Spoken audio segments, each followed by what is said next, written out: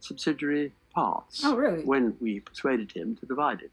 Because we realized that you couldn't have just Lord of the Rings Part 1, Part 2, Part 3. It's too dreary. Oh. So we wanted why not? a separate title for each one. I'm glad they chose Tolkien separate titles, accepted but the I would have Fellowship of the taken Ring. It seemed a Part natural 1, Part 2, title Part for the 3. first volume because it was the third book, which the publisher suggested be called The Return of the King, was not a title that Tolkien liked at all because it told you what happened.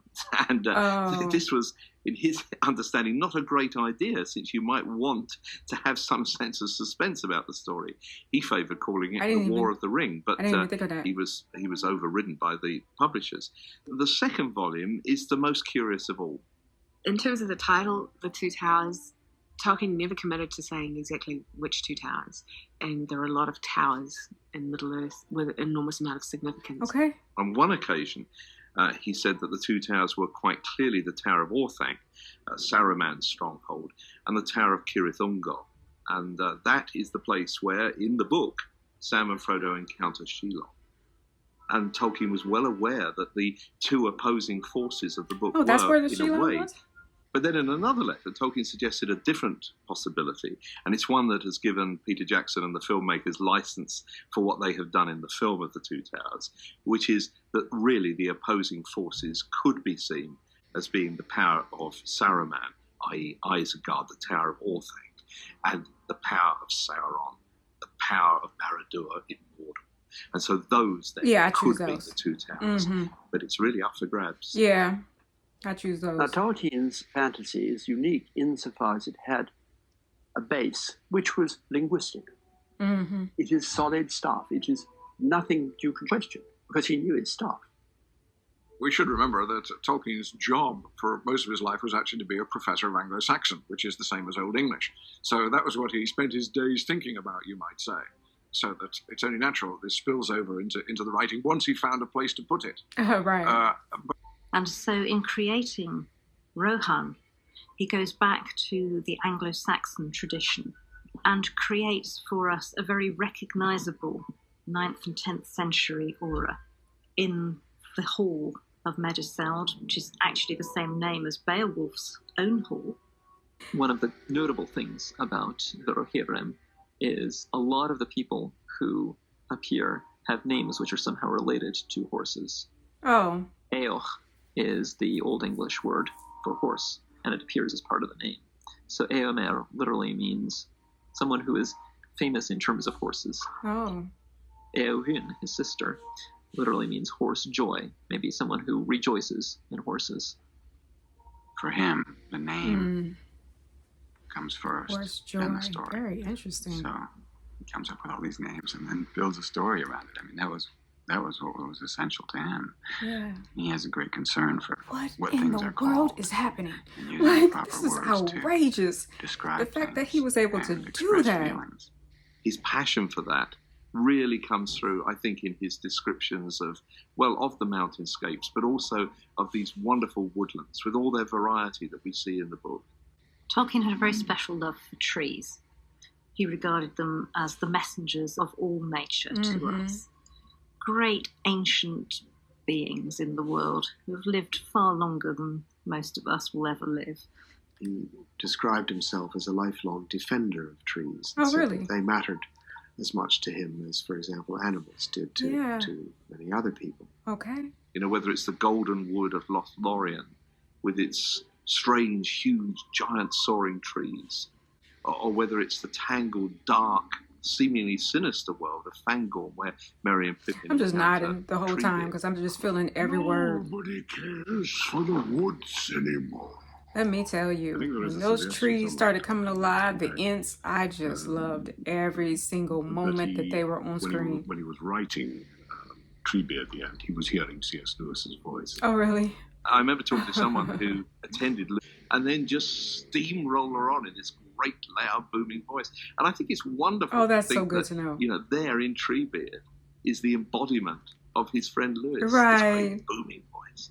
Oh, I love There's that. another thing about trees, which you've got to say, which is that Tolkien, while he loved them, was also a bit ambiguous about them. I mean, think of scary trees in Tolkien. There's Old Man Willow, Mary! Oh, that's the right. movie version of The Lord of the Rings, Old Man Willow makes a sort of return in the midst of Fangorn Oh yeah, I Forest forgot about when that. Merry and Pippin They find try to eat themselves them, in this eat strange, the dark hobbits. place.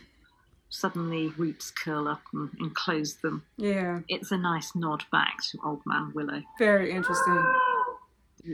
There's quite a well-known story about how disgusted he was as a young schoolboy to see a production of Macbeth. And there's the bit, in Macbeth, where the sentry comes in and says to Macbeth, as I stood my watch upon the hill, anon methought the wood began to move. And then it turned out to be some guys with leaves in their hats, what a mistake, what a bungle. How disappointing. So Tolkien thought, I'm going to do that scene right. This time the wood is going to move. It's really going to move. Yeah, someone left a comment about that. That he made the trees and the Ents come alive in this way because of what happened in that play years ago. I mean, and that's something I've never seen before, the way just the commanding forces of the Ents and the trees, and that was just ingenious. After all, don't forget, Saruman was on the right side once, as everybody is. Yeah. What betrayed him? Well, it's this urge, as it were, to gain control, to talk about a letdown. There's a sort of I feeling was there, so if you upset can do it, you will. when Saruman turned on It us. shouldn't surprise us that at the moment when Isengard is overthrown, when Saruman's domain is finally destroyed, that destruction With the trees, takes place through the forces of nature. And the Ents. Oh yeah, and then the flood came. Oh, that was such a wonderful battle scene. Saruman Oh my god, that was the best battle scene I had seen up until Return of the King. His cloak has a dazzling array of different colors in it, and he's reproached by this by Gandalf, and he defends it by saying, "If you break the white light, you see the many colors in it." Where he gets his power from is not just his knowledge, his genius. Okay. Perverted though it may be, it's his voice. A new power is rising. Its victory is at hand. You can draw parallels very easily between Adolf Hitler and Saruman in the power. Oh, it didn't even occur to me. Created with their voices was hypnotic. It marks Saruman's decline from Saruman the Wise to Saruman the Tool of Mordor. Yeah, the Tool of Mordor, okay. The Lord of the Rings has many complexities How disappointing was in its that? narrative and in its style, but its heart is the relationship between Frodo and Sam. I'm trying to tell you, they were definitely the heartbeat throughout the whole trilogy. And their friendship is the most powerful bond in all of the story. What you have in Frodo and Sam is something which is an archetypal English thing, and it is the relationship between an officer in the army and his backman, the person who, much lower order in society and in rank, looks after the officer, takes care of him. Yeah, Sam, I'm trying to tell you, every time I see him on screen now. That I would. One of the first things that Peter Jackson told me was this relationship. I'm just in awe of what he did. Batman was a sacred relationship, as understood by anybody in the British Army, and certainly by JRR Tolkien himself. Right. Yes, that's great for Sam's character to understand where that came from, but you don't necessarily want to cast Frodo in the light of one of those pampered officers. No. Who has someone running around shining their shoes. I mean, it's not so much that we moved Sam away from his roots as we tried not to sort of give the impression that Frodo was in any way his superior. Right. Because I don't think or believe that Frodo feels that. I didn't even realize that until someone left a comment Sam to about get that. him through this critical journey that he has to take. But thought they Sam were needs friends. Frodo because Frodo is his motivation. His motivation to complete the task is. I mean, his I knew he duty worked to for him, Frodo. but And I out just of that didn't see that need whole and class that thing. willingness to be needed comes a bond of real love. And it's that affection set against the intervening malevolence of Gollum, who could well split this relationship asunder, that we read and care about those characters. Release him. Yeah, I'm so interested to see how they created Gollum In many because ways, it's so realistic. Gollum is the tragic hero of the Lord of the Rings. Yeah, that's true. I like He that started tragic as hero. a simple hobbit, and we have seen the simple life of hobbits, and can imagine what his life would have been like had he not encountered the ring. Mm-hmm. It is not his fault that he has lost himself to its evil influence. Right. There was very little he could do about it. Right. To help him. And I could feel that because of the split in his personalities, you know, with Smeagol being there, being very much a presence. You know, you feel something for Gollum. And Bilbo in the cave. I did. Was in fact not what the Lord of the Rings was saying. So he had to rewrite the Riddles in the Dark chapter of The Hobbit. Oh. Originally, Gollum just lets Bilbo go after the riddle game. In the rewrite, he is now a threat to Bilbo's life, which in turn allows the Hobbit to show Gollum mercy and pity. And it was the pity of seeing this creature who was menacing, who was scary, who was frightening, who in the story of the Hobbit is there solely as a potential danger to Bilbo. He can kill him. He can eat him. Right. He says that's what he's going to do. Right, that's true. And Bilbo, at the end of that exploit, does not kill Gollum. And because of that, everything else happens. Right. We ought to hate Gollum. He's putting the whole quest for the future Middle-earth in peril. But Gollum is also we feel Smeagol. compassion for him. We feel pity. Yeah. And that is incredibly powerful as a piece of characterization. That is very powerful. Tolkien was careful never to make simple evil, except to Sauron. It is rather extraordinary that Sauron, who is one of the most important characters in the whole story, one of the most important people, is invisible. Right. At least we never see him. We never know what form he is in. I can't help thinking this is another of the things that Tolkien would have been advised not to do if he were a professional author. You should not write a work which has in it, a major villain, and never actually allow the major villain to appear. Yeah. As a writer, that's so crazy because I felt like Sauron's presence was throughout all the trilogy, but I never actually saw a form. That's very interesting. That they were fighting. That to leave Sauron incorporeal was really much more terrifying. Yeah, I agree. So it's a kind of monism, kind of single vision. Yeah, it's like this intangible, eerie, scary, frightening force. Sauron's vision. And it's an overseeing eye that knows. And then the eye just really being the representation of that dark force. Oh my goodness, that was genius. A good representation for Tolkien of evil. Yeah. It's so easy for people to talk about, the themes of Lord of the Rings, and they just say, well, it's, the classic good versus evil. And it's kind of not really. I mean, it's so simplistic. Yeah. Because Tolkien, he hated war, and he hated the futility of war and the waste of war. And yet Tolkien is also saying, though, that there are ultimately some things worth fighting for. And if you are going to fight for anything, it's freedom. Yeah. That if you are to be enslaved, if you are to be subjected to the horrors of invasion and enslavement, then stand up and fight for it. And I think, Tolkien is looking upon the War of the Ring that we're depicting in our movie as a war that has to be fought. I think a lot of the Lord of the Rings actually is a sermon against discouragement and against despair. He sees these things as entirely natural in our circumstances, but they must be resisted.